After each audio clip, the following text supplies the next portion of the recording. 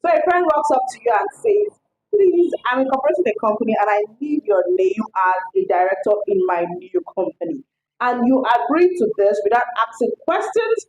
You don't ask for legal opinion. You don't ask for what are the liabilities of a director, what are the duties of a director.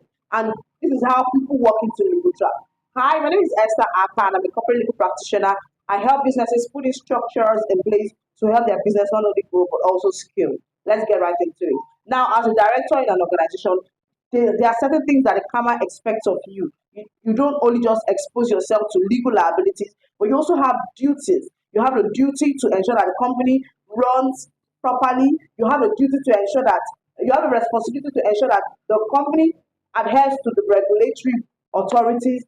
This includes the filings that you ought to file. Because when this is not done, you as a director can be liable. You can be asked to pay fines. Now, when you have your name as a director, even if you're not engaging in the day-to-day activities of managing the company, you will still be liable when issues come up. So most often, you get to see that some persons they just incorporate a business, and there are other persons who are the main shareholders in the business. You have other proxies, like refer to them as proxies in the business, and then your name is there as a director. Where these people engage in say fraudulent activities, you as a director you'll be held liable even if you were not involved in the day-to-day running of the business. What are some of the things that a director can face in business? You have things such as lawsuits for negligence. Let's say, for instance, a business was involved in something that had to do with negligence, right? And then your name is on paper as a director. Now you will be held liable. You may face lawsuits which you never envisioned, right?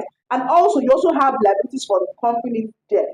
Now where a company, for instance, is running as a business and it incurs debt, would the your creditors would come to you as a director to ask for their funds back. It will not matter that you are not involved in the business, that you're not a managing director, maybe you're just there as a non-executive director. It does not matter.